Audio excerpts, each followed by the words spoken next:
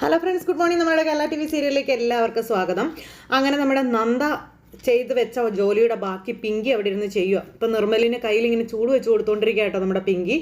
അപ്പോൾ പിങ്കി ഇത് ചെയ്തുകൊണ്ടിരിക്കുന്ന സമയത്ത് നന്ദ ഓയിൽമെൻറ്റും കൊണ്ട് വന്നു. എന്നിട്ട് അതങ്ങ് തൂത്ത് കൊടുക്കാൻ പറഞ്ഞു. ശരിയെന്നും പറഞ്ഞു. പിങ്കി ഭയങ്കര കാര്യമായിട്ട് ഓരോന്നൊക്കെ ചെയ്യുന്നത്. അപ്പോഴേക്കും നമ്മുടെ നന്ദ ഓടി ചെന്നിട്ട് സുമംഗലയൊക്കെ വിളിക്കും. വന്നേ അപ്പച്ചി ഒരു കാര്യം കാണിച്ചു തരാമെന്ന് പറഞ്ഞു. അപ്പോൾ എന്ത് കാഴ്ച കാണാനാണ് നീ എന്നെ വിളിക്കുന്നതെന്ന് ചോദിച്ചോട്ട് സുമംഗല നന്ദയോട് ചോദിച്ചു. അപ്പോഴേക്കും ലക്ഷ്മി അങ്ങോട്ടേക്ക് വരിക. നന്ദമോളെ നീ കാര്യം എന്താന്ന് പറയുമ്പോൾ കാണാലോ, പിന്നെ എന്തിനാ ഞാൻ പറയുന്നത്, നിങ്ങൾ വന്നേ വാ എന്ന് പറഞ്ഞ് നന്ദ ഇവരെ നിർബന്ധിച്ച് വിളിച്ചുകൊണ്ട് പോവുക. അങ്ങനെ ഇവരെ പിടിച്ച് വലിച്ച് നന്ദ നിർമ്മലും അതുപോലെ പിങ്കിയും ഇരിക്കുന്നിടത്തേക്ക് കൊണ്ടുപോയി. അവിടെ ചെന്ന് ഇവർ നോക്കുമ്പോൾ കാണുന്നത് വളരെ കാര്യമായിട്ട് നിർമ്മലിൻ്റെ കയ്യിൽ ആ ഒരു മരുന്നൊക്കെ വെച്ച് എല്ലാം സെറ്റാക്കി കൊടുക്കുന്ന പിങ്കിയെയും അതൊക്കെ ഇങ്ങനെ ഇരിക്കുന്ന നമ്മുടെ നിർമ്മലിനെയുമാണ്. അപ്പോൾ നന്നായി വേദനിക്കുന്നുണ്ടെന്ന് നിർമ്മൽ പറയുമ്പോൾ അതൊന്നും സാരമില്ല, നല്ല എഫക്റ്റീവായ മരുന്നാ, പെട്ടെന്ന് മുറിവ് കരിഞ്ഞോളൂ എന്ന് പിങ്കി. വേദനയ്ക്കും ആശ്വാസം കിട്ടുമെന്നും പറഞ്ഞു. അപ്പോൾ ആ കൈ കാണിച്ചതെന്നും പറഞ്ഞുകൊണ്ട് അപ്പുറത്തെ കയ്യിലും വെച്ച് കൊടുക്കുന്നു. ഇതൊക്കെ കണ്ട് അവർ വളരെ ഹാപ്പി ആയിട്ട് ഇങ്ങനെ നിൽക്കുക. നന്ദയും സുമംഗലയും അതുപോലെ തന്നെ നമ്മുടെ ലക്ഷ്മിയും. നിർമ്മലാണെങ്കിൽ പിങ്കിയെ ഇങ്ങനെ നോക്കുന്നുണ്ട് കേട്ടോ. ഇങ്ങനെ ഇടയ്ക്കിടയ്ക്ക് ഇങ്ങനെ നോക്കിക്കൊണ്ട് അങ്ങനെ ഇരിക്കുന്നു. എന്തായാലും പിങ്കിയുടെ ശുശ്രൂഷ നിർമ്മലങ്ങ് ഇഷ്ടപ്പെട്ട മാതിരിയാണ്. ഇത് കഴിഞ്ഞതിന് ശേഷം പിന്നെയാണെന്നുണ്ടെങ്കിൽ നമ്മുടെ സുമംഗല അവിടുന്ന് മാറി നിന്നിട്ട് തൻ്റെ മരുമകളും അതുപോലെ അർജുനും കൂടി ഇരുന്ന് അന്ന് നെറ്റിയിൽ ഉമ്മ കൊടുത്തതൊക്കെ കണ്ടായിരുന്നല്ലോ. ആ കാര്യങ്ങളെല്ലാം ഇങ്ങനെ അവിടെ നിന്ന് വിഷമിച്ച് ഇങ്ങനെ ചിന്തിക്കുക പാവം മകനെ പറ്റിയുള്ള ആ ഒരു ചിന്തയോടെ. അപ്പോഴേക്കും നന്ദയും ലക്ഷ്മിയും കൂടി ഇങ്ങോട്ടേക്ക് വന്നു. അപ്പോൾ ഇവർ വന്നു കഴിഞ്ഞപ്പോൾ സുമംഗല എന്തോ ആലോചനയിലായിരുന്നു എന്ന് തോന്നുന്നല്ലോ, എന്താ സുമംഗലേ എന്ന് ചോദിക്കുമ്പോൾ മക്കൾ ജനിച്ചു കഴിഞ്ഞാലും നഷ്ടപ്പെട്ട് കഴിഞ്ഞാലും അമ്മമാരുടെ മനസ്സിൽ എപ്പോഴും അവരെ പറ്റിയുള്ള ആലോചനകളല്ലേ വന്നും പോയി നിൽക്കുക എന്ന് സുമംഗല അന്നേരം ഇവരോട് രണ്ടുപേരോടും ഇങ്ങനെ പറയുക. അർജുനെ പറ്റിയും പിങ്കിയെ പറ്റിയും ഒക്കെ ഞാൻ ആലോചിക്കുകയായിരുന്നു. അവൻ ജീവിച്ചിരിപ്പുണ്ടായിരുന്നെങ്കിലേ എത്ര നന്നായിട്ട് ജീവിക്കേണ്ടവരായിരുന്നു രണ്ടുപേരും എന്ന് സുമംഗല ഇങ്ങനെ പറയുമ്പോൾ, സുമംഗലേ ഞാനും നന്ദമോളും ഒരു കാര്യം ഇങ്ങനെ ആലോചിക്കുകയായിരുന്നു എന്ന് ലക്ഷ്മി അന്നേരം സുമംഗലയോട് പറഞ്ഞു. അതേപ്പറ്റി നിന്നോടൊന്ന് സംസാരിച്ച് നോക്കാമെന്ന് കരുതിയാണ് ഞങ്ങൾ വന്നതെന്ന് പറയുമ്പം എന്ത് കാര്യം ഏട്ടത്തി എന്ന് സുമംഗല ചോദിച്ചു കേട്ടോ. അത് നിർമ്മലിനെ പറ്റി എന്താ നിൻ്റെ അഭിപ്രായം എന്ന് ചോദിക്കുമ്പോൾ അതെന്താ ഇപ്പം അങ്ങനെ ഒരു ചോദ്യമൊക്കെ ചോദിക്കുന്നത്, അപ്പച്ചി പറ, എന്താ കാര്യം ഉണ്ടായിട്ട് തന്നെ ഞങ്ങളത് ചോദിക്കുന്നത്. നിഷ്പക്ഷമായിട്ട് നിർമ്മലിനെ പറ്റി ഒരു അഭിപ്രായം പറയാൻ എനിക്ക് പറ്റില്ല എന്നുള്ളത് തന്നെ സത്യമല്ലേ എന്ന് സുമംഗല ഇവരോട് ചോദിച്ചു. അർജുൻ്റെ അതേ പതിപ്പ് തന്നെയല്ലേ അവനെപ്പോലെ തന്നെയല്ലേ. മറ്റുള്ളവരുടെ കണ്ണിൽ എന്തൊക്കെ കുറ്റങ്ങളും കുറവുകളും ഒക്കെ അവനുണ്ടായാലും എൻ്റെ കണ്ണിൽ നിർമ്മല ഏറ്റവും മെച്ചപ്പെട്ടവനെന്നും പറഞ്ഞുകൊണ്ട് നമ്മുടെ സുമംഗല അന്നേരം പറഞ്ഞു. ഇത് കേട്ടപ്പോൾ നന്ദയ്ക്കും ലക്ഷ്മിക്കും ഭയങ്കര സന്തോഷം. അല്ല, നിങ്ങളെന്തോ മനസ്സിലിട്ടുകൊണ്ടാണല്ലോ വന്നിരിക്കുന്നത്, എന്താന്ന് ചോദിക്കുമ്പോൾ സുമംഗലെ ഞാൻ തുറന്ന് പറയാമല്ലോ. നന്ദമോള് പറയുന്നതേ നിർമ്മലിനെ നമുക്ക് പിങ്കി മോളെ കൊണ്ട് വിവാഹം കഴിപ്പിച്ചാലോ എന്നാണെന്ന് പറയുമ്പോൾ സുമംഗല ഇങ്ങനെ അന്തം വിട്ട് ഇവരെ നോക്കുക. അവളുടെ മനസ്സ് ഒന്ന് സ്വസ്ഥമാകുമല്ലോ, ഞാൻ അതാ ഒന്ന് ഉദ്ദേശിച്ചതെന്ന് നന്ദ പറഞ്ഞു. സുമംഗലെ, അർജുൻ മോൻ്റെ അതേ രൂപം തന്നെയല്ലേ നിർമ്മലിന്. പിങ്കിക്ക് അവന് ഇഷ്ടപ്പെടാത്തൊന്നും ഇരിക്കില്ലല്ലോ. അപ്പോൾ രൂപം ഒരുപോലെ ആയതുകൊണ്ട് അർജുൻ ആകുമോ നിർമ്മൽ? ഒരിക്കലും ആവില്ലല്ലോ എന്ന് നമ്മുടെ സുമംഗല നേരം ഇവരോട് പറഞ്ഞു. എനിക്കറിയാം സുമംഗലെ, അത് ഒരിക്കലും ആവില്ലെന്ന് എനിക്കറിയാം. പക്ഷേ ഇനിയൊരു പക്ഷേ ഇത്രയൊക്കെ ആഗ്രഹിച്ചാലും അർജുൻ മോനുമായിട്ടൊരു ജീവിതം അത് പിങ്കിമോൾക്ക് നേടിക്കൊടുക്കാൻ നമുക്കൊക്കെ കഴിയുമോ? ഇല്ലല്ലോ. അതാ ഞാൻ പറഞ്ഞ ലക്ഷ്മി ഇങ്ങനെ സുമംഗലയോട് പറയുന്നു. പിങ്കി അർജുൻ്റെ വിധവാവേഷവും കെട്ടി എത്ര കാലം ഇങ്ങനെ ജീവിക്കും? ജീവിതകാലം മുഴുവനും അവൾ നരകിക്കണമെന്ന് അർജുൻ്റെ ആത്മാവ് പോലും ആഗ്രഹിക്കുന്നുണ്ടാവില്ല എന്ന് പറഞ്ഞു. അപ്പോൾ എന്തായാലും നിർമ്മൽ നല്ലൊരു ചെറുപ്പക്കാരനാണെന്ന് തന്നെ എൻ്റെ മനസ്സ് പറയുന്നത്. അവളുടെ ജീവിതത്തിലേക്ക് മറ്റൊരാൾ വന്നാൽ മാത്രമല്ലേ അവളുടെ ജീവിതത്തിനൊരു അർത്ഥം ഉണ്ടാവത്തുള്ളൂ എന്ന് ലക്ഷ്മി. മറ്റ് സ്വാർത്ഥതകളൊക്കെ മാറ്റി വെച്ചിട്ടൊന്ന് ചിന്തിച്ച് നോക്കിയാലും നിനക്ക് തന്നെ അത് മനസ്സിലാവത്തില്ലേ സുമംഗലയെന്ന് ചോദിക്കുന്നു ലക്ഷ്മിയെ.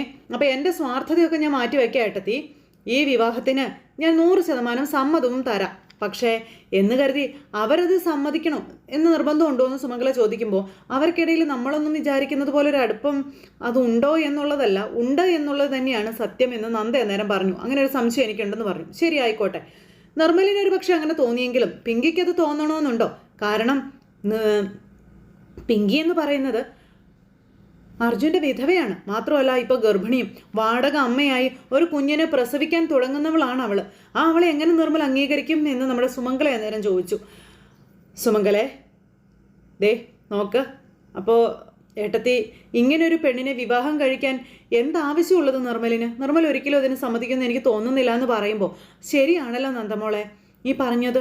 നീ പറഞ്ഞപ്പോൾ ഞാൻ അത്രയ്ക്കൊന്നും കടന്ന് ചിന്തിച്ചില്ല എന്ന് പറഞ്ഞു നമ്മുടെ ലക്ഷ്മി. അപ്പം നിർമ്മലിൻ്റെ സമ്മതത്തെ പറ്റിയുള്ള ആ ഒരു കാര്യങ്ങളൊക്കെ അവിടെ നിൽക്കട്ടെ. നിങ്ങൾക്ക് രണ്ടുപേർക്ക് സമ്മതമാണല്ലോ. അപ്പോൾ രണ്ടുപേരും കൂടി ഇങ്ങനെ പകുതി സമ്മതം മൂളി ഇങ്ങനെ നിൽക്കുക. അപ്പം അങ്ങനെ സമ്മതം മൂളി ഇവർ നിൽക്കുമ്പോൾ ഇനി നിർമ്മലിൻ്റെ കാര്യം താൻ ഏറ്റുവെന്ന് നന്ദ പറയുന്നു. കാരണം നന്ദയുടെ ആവശ്യമാണ് ഈ ഒരു വിവാഹം. ഈ വീട്ടിലുള്ള മറ്റുള്ളവരെ കൂടി സമ്മതിപ്പിക്കാനുള്ള ഉത്തരവാദിത്വം അത് നിങ്ങൾ ഏറ്റെടുക്കണമെന്ന് പറഞ്ഞു. നിർമ്മലിനെ കൂടി ഞാൻ സമ്മതിപ്പിച്ചോളാമെന്നും നന്ദ ഇവരോട് പറയുക. പ്രത്യേകിച്ചും ഗൗതം സാറിനോട് നിങ്ങളത് പറയണം. അപ്പച്ചി തന്നെ സംസാരിക്കണമെന്നും പറഞ്ഞു. അപ്പച്ചി പറഞ്ഞാൽ മാത്രമേ ഗൗതം സാർ അത് കേൾക്കുകയുള്ളൂ എന്നും പറഞ്ഞു. പിന്നെ അങ്ങോട്ട് നമ്മളൊന്നും ടെൻഷൻ അടിക്കേണ്ടി വരില്ല എന്ന് നമ്മുടെ നന്ദ പറയാം. അങ്ങനെ നന്ദ ഇതെല്ലാം പറഞ്ഞ് സെറ്റാക്കി കാര്യങ്ങളൊക്കെ. അത് കഴിഞ്ഞപ്പോൾ കുറച്ച് കഴിഞ്ഞപ്പോൾ നമ്മുടെ നിർമ്മല എവിടെയോ പോകാൻ വേണ്ടി ഡ്രസ്സൊക്കെ മാറി നിൽക്കുമ്പോൾ നന്ദ ഓടിയ റൂമിലേക്ക് ചെന്നപ്പോൾ ഈ ഒരു അവസ്ഥയിൽ നിൽക്കുകയല്ലേ. നിർമ്മലിത് എങ്ങോട്ട് നേരം വെളുത്തതെന്ന് ചോദിക്കുമ്പോൾ അത് കൊള്ളാം, എനിക്ക് ഡ്യൂട്ടി ഇല്ലേന്ന് ചോദിച്ചു. ലീവ് എടുക്കണം, ഇത്രയും അവശത വെച്ച് എങ്ങനെ ജോലിക്കൊക്കെ പോകാമെന്ന് നന്ദ ചോദിക്കുമ്പോൾ അതിന് മാത്രം അവശതയൊന്നും എനിക്കില്ല നന്ദ. നല്ല വിധേന ബൈക്കിൽ കയറി ഇരുന്നാലേ നേരെ ഓഫീസിൽ ചെന്ന് കയറിയാൽ മതിയല്ലോ എന്ന് പറഞ്ഞു. ഇത്രയും വലിയൊരു മുറിവൊക്കെ വെച്ച് നിർമ്മൽ ഓഫീസിലേക്ക് പോകാന്നൊക്കെ പറഞ്ഞാൽ അത് പിങ്കി അറിഞ്ഞ പിങ്കിക്ക് സഹിക്കുമോ എന്ന് ചോദിച്ചു. ഒരാളെ ശുശ്രൂഷിക്കുന്നതേ അയാൾ എഴുന്നേറ്റ് നടക്കാൻ വേണ്ടിയിട്ടല്ലേ എന്ന് ചോദിച്ചു. അല്ലാതെ എന്നും ഇങ്ങനെ കിടക്കട്ടെ എന്ന് കരുതിയിട്ടാണോ? അല്ലല്ലോ. നന്ദ ഇത് ഇങ്ങനെയൊക്കെ പറയുന്നേ? ആസ് എ ഡോക്ടർ ഞാനൊരു രോഗിയെ നോക്കുന്നത് അവർ വേഗം സുഖമാകട്ടെ എന്ന് തന്നെ കരുതിയിട്ടാണെന്ന് നന്ദ ഇങ്ങനെ പറയണു. ഒരു ദിവസം മുൻപേ ഡിസ്ചാർജ് ആയാൽ അത്രയും നല്ലതാണെന്ന് കരുതുന്ന ഒരാളാണ് ഞാൻ. പക്ഷേ പിങ്കി അങ്ങനെ ഒരു കണ്ണിലൂടെയല്ല നിർമ്മലിനെ നോക്കിക്കാണുന്നതെന്നാ എനിക്ക് തോന്നുന്നത് എന്ന് നമ്മുടെ നന്ദ പറയുമ്പോൾ മനസ്സിലായില്ല എന്താ ഉദ്ദേശിച്ചതെന്ന് ചോദിച്ചു. കുറച്ച് ദിവസം കൂടി നിർമ്മൽ ഇവിടെ കിടന്നിരുന്നെങ്കിലെന്ന് പിങ്കി ആഗ്രഹിച്ചെങ്കിലോ? പിന്നെ അങ്ങനെ നിർമ്മൽ ഇവിടെ ഇരിക്കുമ്പോൾ പിങ്കിക്ക് ഒരു പക്ഷേ നിർമ്മലിൻ്റെ അടുത്തിരിക്കാനൊക്കെ ഉള്ളൊരാഗ്രഹം ഉണ്ടെങ്കിലോ എന്നൊക്കെ ചോദിച്ചു. അപ്പോഴേക്കും നമ്മുടെ നിർമ്മൽ ഇങ്ങനെ ചിരിച്ചുകൊണ്ട് നോക്കും ഒരു പ്രതീക്ഷയോടെ. നിർമ്മലിന് അത്ര ഉള്ള ആഗ്രഹങ്ങളൊന്നും ഇല്ലേന്ന് ചോദിച്ചു. അത് അപ്പം കള്ളത്തരം എന്നോട് പറയരുത് കേട്ടോ. പിങ്കിയുടെ സാമീപ്യം അത് നിർമ്മലും ആഗ്രഹിക്കുന്നില്ലേന്ന് ചോദിച്ചു. അപ്പോൾ പാവം നിർമ്മൽ ഇങ്ങനെ ഒരു ചെറിയ പുഞ്ചിരിയോടെ ഇങ്ങനെ നിൽക്കുക കേട്ടോ. പറ നിർമ്മൽ പറയാൻ പറഞ്ഞു. അപ്പോഴേക്കും അത് പിന്നെ ഞാൻ എന്നും പറഞ്ഞോട് നിർമ്മൽ ഇങ്ങനെ നിന്ന് നാണം കൊണുങ്ങുക. ഇല്ലെന്ന് പറഞ്ഞാൽ അത് കള്ളത്തരമാകും. എനിക്ക് ഇഷ്ടമാണ് പിങ്കെ എന്ന് നമ്മുടെ നിർമ്മൽ അങ്ങ് പറഞ്ഞപ്പോൾ എൻ്റെ ദൈവമേ തലയിൽ നിന്ന് ബ്ലഡൊക്കെ അങ്ങ് ഇരച്ച് കയറുന്നത് പോലെ നമ്മുടെ നന്ദയ്ക്ക് തോന്നിയത്. ഭയങ്കര സന്തോഷം നന്ദയ്ക്ക്. ഇപ്പം എങ്ങനെ ഇരിക്കുന്നു? എൻ്റെ ഊഹം എത്ര കൃത്യമായെന്ന് നോക്കിക്കേന്ന് പറഞ്ഞു. അത് പിന്നെ എനിക്ക് പിങ്കെ ഇഷ്ടപ്പെടാൻ തുടങ്ങിയാലേ അതൊരു തെറ്റായി മാറുമെന്ന് നിർമ്മൽ ചോദിച്ചപ്പം എന്ന് ഞാനൊരിക്കലും പറയില്ല. പക്ഷേ ഒരു കാര്യം നിർമ്മലും മറക്കരുത്, ഒരു സാധാരണ പെൺകുട്ടി അല്ല പിങ്കി.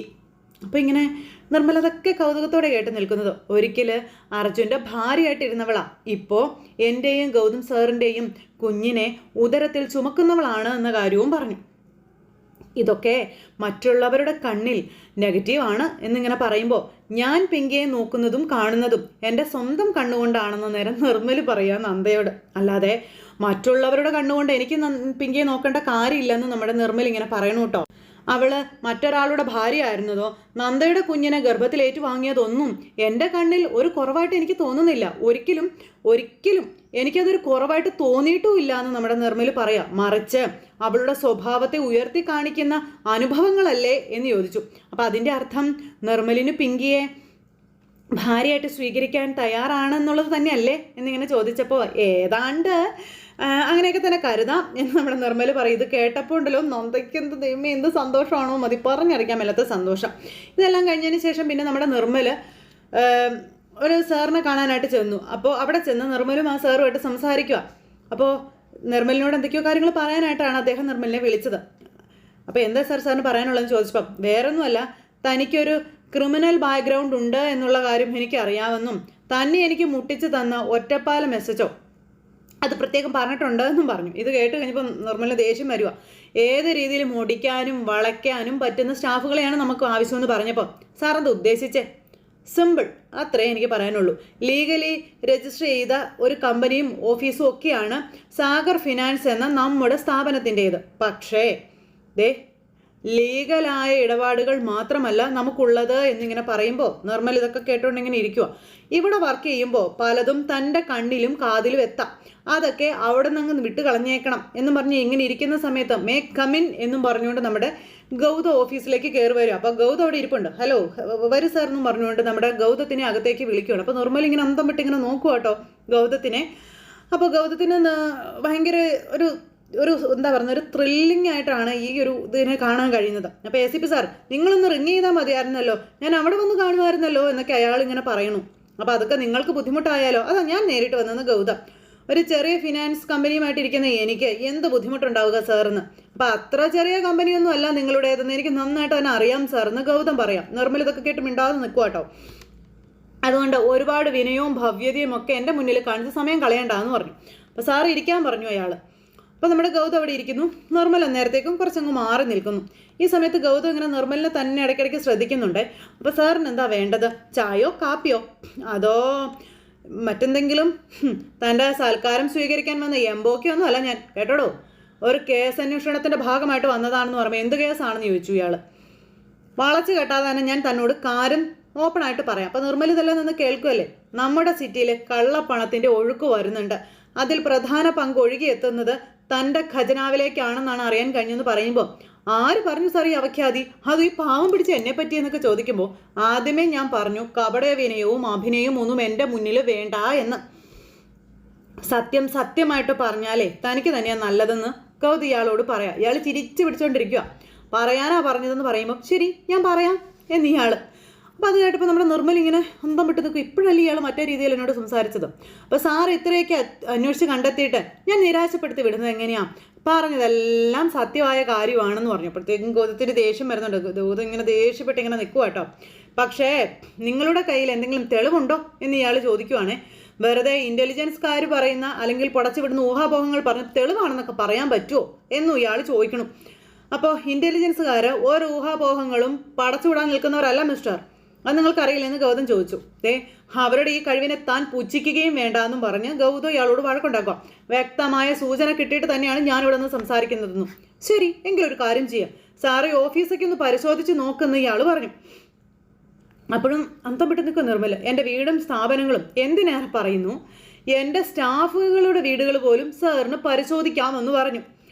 ഒരു കച്ചിത്തുരുമ്പ് പോലും സാറിന് തെളിവായിട്ട് കിട്ടില്ല എന്നിങ്ങനെ പറഞ്ഞപ്പം ഈ കുബുദ്ധിയുടെ കാര്യത്തിലെ താനൊരു ചെകുത്താനാണെന്ന് എനിക്ക് നന്നായിട്ട് അറിയാമെന്നും, പക്ഷേ ഏത് ഗർഭത്തിൽ കൊണ്ടുപോയി താനത് ഒളിപ്പിച്ചാലും ആ പണം ഞാൻ പൊക്കിയിരിക്കുമെന്ന് നമ്മുടെ ഗൗതം പറയാം. ഒളിപ്പിച്ചത് സാഗർ ആണെങ്കിൽ അത് പൊക്കാൻ ഗൗതം സാർ കുറേ വിയർക്കേണ്ടി വരുമെന്ന് ഇയാൾ പറയാം. അപ്പം നമ്മുടെ നിർമ്മൽ മൊത്തത്തിൽ ഇങ്ങനെ ഒരു കള്ള നോട്ടത്തിൽ ഇങ്ങനെ നിൽക്കുക. അല്ല നിർമ്മൽ എന്ന് ഇയാളൊരു ചോദ്യം നിർമ്മലിനോട്. അപ്പം നിർമ്മൽ ഗൗതത്തിന് ഇങ്ങനെ നോക്കി ഇങ്ങനെ നിൽക്കുക.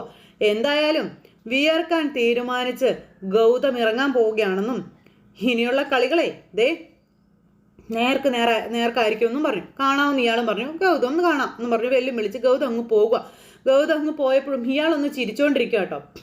അങ്ങനെ നിർമ്മലിന് എന്തൊക്കെയോ ഒരു ഇതുപോലെ. അപ്പം നിർമ്മൽ ഇങ്ങനെ ആകെ ഒരു ഇതായിട്ടിരിക്കുക. ഈ സമയത്ത് വണ്ടിയിലേക്ക് കയറി നമ്മുടെ ഗൗതം ഇങ്ങനെ പോരുക. അപ്പോൾ പോരുന്ന സമയത്ത് ഗൗതം ഇരുന്ന് ഭയങ്കര കാര്യമായിട്ടിരുന്ന് ഇങ്ങനെ ആലോചിക്കുവാണ് ഈ കള്ളപ്പണക്കാരനെ പറ്റി. സാഗർ എന്ന് പറയുന്നവൻ ഒന്നാന്തരം ഒരു താപ്പാനയാണെന്നും അതുപോലെ അത്ര പെട്ടെന്ന് അയാളെ കുരുക്കാൻ പറ്റുമെന്ന് തോന്നുന്നില്ല എന്നൊക്കെ ഗൗതം തന്നെ അവിടെ ഇരുന്ന് ചിന്തിക്കുക. ജാഗ്രതയോടെ വേണം മുന്നോട്ട് പോകാനെന്നുള്ള തിരിച്ചറിവിലിരിക്കുന്നു. നിർമ്മൽ അയാളുടെ സ്ഥാപനത്തിൽ വർക്ക് ചെയ്യുന്നത് പോസിറ്റീവായിട്ട് എടുക്കാം. തക്ക അവസരം വരുമ്പോൾ അവനെ ഉപയോഗിച്ച് തന്നെ അയാളെ കുരുക്കുകയും ചെയ്യാമെന്ന് നമ്മുടെ ഗൗതം മനസ്സിൽ ചിന്തിക്കുക. ഇത് കഴിഞ്ഞതിന് ശേഷം പിന്നെ കാണിക്കാൻ നമ്മുടെ ഗൗതം ഇങ്ങനെ അവിടെ നിൽക്കുമ്പോൾ സുമംഗല ഗൗതത്തിനെ കാണാനായിട്ട് അങ്ങ് ഇറങ്ങി ചെല്ലുക. ഗൗതം ആണെങ്കിൽ ആകെ ടെൻഷൻ അടിച്ച് നിൽക്കുക. അപ്പോൾ അപ്പച്ചിക്ക് എന്താണ്ട് എന്നോട് പറയണമെന്ന് പറഞ്ഞല്ലോ, എന്താണെന്ന് ചോദിച്ചപ്പോൾ ഞാൻ ചില കാര്യങ്ങൾ നിന്നോട് സംസാരിക്കണമെന്ന് കരുതിയിരിക്കായിരുന്നു എന്ന് പറഞ്ഞപ്പോൾ എന്ത് കാര്യമാണെന്ന് ചോദിച്ചു. അപ്പം നിർമ്മലിൻ്റെ കാര്യം എനിക്ക് പറയാനുള്ളതെന്ന് പറഞ്ഞപ്പോൾ ഗൗതം ഇങ്ങനെ അന്തം വിട്ട് നോക്കുക. നിർമ്മലിന് സാഗർ ഫിനാൻസുമായി ബന്ധപ്പെട്ട് കള്ളപ്പണ ഇടപാടിൽ പങ്കുണ്ടെന്ന് തെളിയിക്കുന്ന എന്തെങ്കിലും ഒരു സൂചന അപ്പച്ചിക്ക് കിട്ടി കാണുമോ എന്നൊക്കെ ഗൗതം ഇരുന്നിങ്ങനെ ആലോചിക്കാം. അപ്പോൾ നിർമ്മലിന് പിങ്കിയെ ഇഷ്ടമാണെന്ന് പറഞ്ഞെന്ന് പറയുമ്പോൾ ഗൗതം ഞെട്ടി നിൽക്കുക കേട്ടോ. അന്തം വിട്ടിങ്ങനെ നോക്കി നമ്മുടെ ഗൗതം നിൽക്കുന്നു. എന്താ അപ്പച്ചി പറയുന്നേ? ഇങ്ങനൊരു ചിന്തയും ആലോചനയും ഒക്കെ എല്ലാവരുടെയും മനസ്സിൽ വീണ് കഴിഞ്ഞതുമാണെന്ന് പറയുമ്പോൾ എന്താ ആലോചനയാണെന്ന് ചോദിച്ചു. പിങ്കിയെയും നിർമ്മലിൻ്റെയും വിവാഹം കഴിപ്പിക്കുന്നതിനെ പറ്റി ഞാൻ ഈ പറയുന്നത് എന്ന് അപ്പച്ചി പറയുമ്പോൾ എന്ന് പറഞ്ഞ് നിൽക്കുക നമ്മുടെ ഗൗതം. എനിക്ക് പല ടെൻഷനുകളും ആശങ്കകളും ഒക്കെ ഉണ്ടായിരുന്നു. നിർമ്മലാണെങ്കിൽ അവിവാഹിതനായ ഒരു ചെറുപ്പക്കാരനാണ്. അതിനൊക്കെ അപ്പുറം പിങ്കി ഇപ്പോൾ നിങ്ങളുടെ കുഞ്ഞിൻ്റെ വാടക അമ്മയുമാണെന്ന് പറയുന്നു. ഇതെല്ലാം കൂടി ഓർത്തപ്പോൾ ഞാൻ ആലോചന തന്നെ വേണ്ടെന്ന് വെച്ചതാണെന്നുള്ള കാര്യമൊക്കെ പുള്ളിക്കാരി ഇങ്ങനെ നമ്മുടെ ഗൗതത്തിനോട് പറയും. പക്ഷേ ഇപ്പോൾ നന്ദ പോയി നിർമ്മലിനോട് സംസാരിച്ചെന്നും അവന് പിങ്കിയെ ജീവിതത്തിലേക്ക് സ്വീകരിക്കാൻ താല്പര്യമുണ്ടെന്നാണ് പറഞ്ഞതെന്നും പറയുമ്പോൾ ഗൗതത്തിന് പറയാൻ വാക്ക് കിട്ടത്തില്ല. നീ എന്താ മോനെ ഒന്ന് പറയാത്തെ? ഞാനിപ്പോൾ എന്താ അപ്പച്ചി ഇതിനെപ്പറ്റി പറയേണ്ടതെന്ന് ഗൗതം അന്നേരം ചോദിക്കാം. ഇതിനൊക്കെ പിങ്കിയല്ലേ മറുപടി പറയേണ്ടതെന്ന് ചോദിക്കുമ്പോൾ അതിന് അവൾക്ക് താല്പര്യക്കുറവും കാര്യങ്ങളൊന്നും ഉണ്ടാവില്ല. നോർമലിനോട് അടുപ്പത്തിൽ തന്നെ അവൾ പെരുമാറുന്നത്. പിന്നെ അവൻ അർജുൻ്റെ തനി രൂപമല്ലേ മോനെ. പിങ്കിക്ക് ഉൾക്കൊള്ളാൻ ബുദ്ധിമുട്ടും കാര്യങ്ങളൊന്നും ഉണ്ടാവില്ല എന്ന് പറയുമ്പോൾ അപ്പച്ചിക്ക് വിഷമമൊന്നുമില്ലേന്ന് ചോദിച്ചു ഗൗതം. ഉണ്ടോയെന്ന് ചോദിച്ചാൽ ഒരു ജീവിതകാലം മുഴുവൻ എൻ്റെ മകൻ്റെ ഭാര്യയായി ജീവിക്കണമെന്ന് ഞാൻ ആഗ്രഹിച്ച പെൺകുട്ടിയല്ലേ പിങ്കി. അവൾക്ക് മറ്റൊരു വിവാഹം ആലോചിക്കേണ്ട ഗതികേടിലേക്ക് ഈശ്വരനല്ലേ എന്നെ കൊണ്ടുവന്ന് നിർത്തിയതെന്ന് സുമംഗല ഇങ്ങനെ ഗൗതത്തിനോട് ചോദിക്കുക. അപ്പോൾ അത് ഞാൻ ചെയ്തല്ലേ പറ്റുമെന്ന് ചോദിച്ചു. എത്രമാത്രം ഹൃദയവേദന അനുഭവിക്കേണ്ടി വന്നാലും ആ വിവാഹം ഞാൻ നടത്തി കൊടുക്കും എന്ന് സുമംഗല ഇങ്ങനെ പറയുക കേട്ടോ. അതൊക്കെ കേട്ട് അർജുൻ നമ്മുടെ ഗൗതം ഇങ്ങനെ അന്തം വിട്ട് നിൽക്കുന്നു. അതുമാത്രമല്ല, ഈ ഒരു അവസ്ഥയിൽ നിർമ്മലിനെ പോലെ ഒരാൾ അവൾക്ക് കിട്ടുക എന്ന് പറയുന്നത് തന്നെ ഭാഗ്യമല്ലേ എന്നൊക്കെ ചോദിച്ചു. അപ്പോൾ ഗൗതത്തിന് പലതും അറിയാമല്ലോ. മറ്റൊരു കാര്യം കൂടി ഞാൻ ആലോചിച്ചു. ഞാനത് പറയുമ്പോൾ മറ്റൊന്നും മോൻ കരുതണ്ട എന്നും സുമംഗല പറയുക. എല്ലാവർക്കും അറിയാവുന്ന കാര്യം തന്നെയല്ലേ എന്നും സുമംഗല ചോദിക്കുക. നിനക്കും നന്ദയ്ക്കും ഇടയിൽ ഒരു കാർമേഘമായി പിങ്കി മാറാതിരിക്കട്ടെ എന്നൊരാഗ്രഹം കൂടി എനിക്കുണ്ട് എന്നുള്ള കാര്യവും സുമംഗല പറയുവാണ്. അങ്ങനെ സുമംഗല ഗൗതത്തിൻ്റെ മുന്നിൽ മനസ്സ് തുറക്കുന്നിടത്ത് ഇന്നത്തെ കഥ അവസാനിച്ചപ്പോൾ എല്ലാവരും കാത്തിരുന്ന് കാണണോട്ടെ. എല്ലാവർക്കും നല്ലൊരു ദിവസം ആശംസിക്കുകയാണ്.